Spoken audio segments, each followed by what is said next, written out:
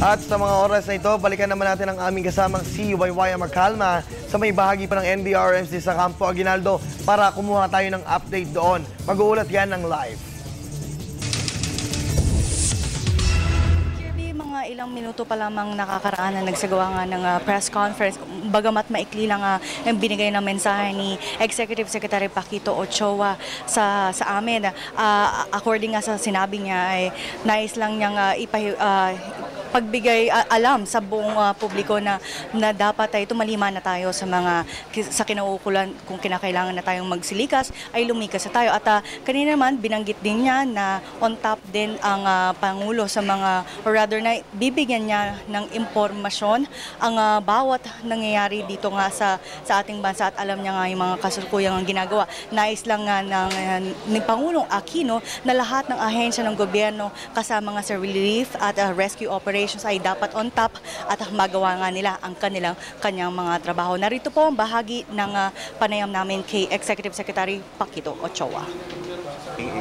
Seems to be working. Lahat naman ng ating mga kasamahan sa mga local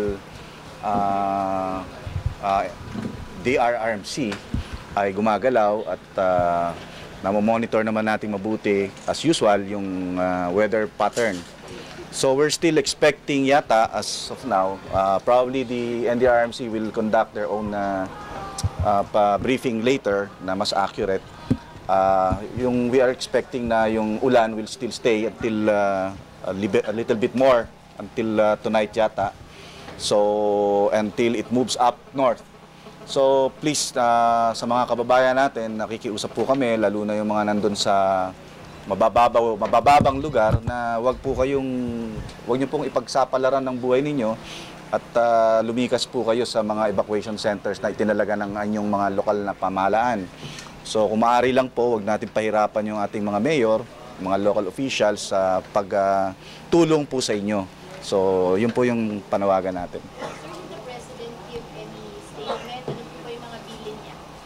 Well, of course, gusto niyang masiguro na lahat ng mga sangay ng gobyerno ay gumagalaw at gusto niyang maintindihan at we are indeed informing him as much as we can on a regular basis kasi medyo busy rin siya siyempre doon kung ano nangyayari dito. So, he reacts and he says na meron namang standing order siya. So, we are very much on top of that and nakaka-comply naman lahat. Okay? Thank you. At yan nga, Kirby, ang maikling panayam namin kay Executive Secretary Paquito Ochoa. At kanina nga kakaalis-alis lamang niya. Nagtagal lamang siya dito sa NDRRMC Operations Center, mga higit kumulang mga 2 oras. At nais lamang niyang tiyakin na ang lahat ng ahensya ay ginagawa ang kanilang mga trabaho mula sa relief hanggang sa rescue operations. At sa ngayon nga, hindi pa nagsasalita si Undersecretary Pama, maging si Defense Secretary Voltaire Gasmin, ukol nga sa mga latest na update kung meron na bang naitalang casualties o umabot na o lumobo na nga ba ang mga evacuees ngayon dito sa Metro Manila at maging sa NCR. At Kirby, yan muna ang pinaka-latest update mula rito sa NDRRMC Operations Center.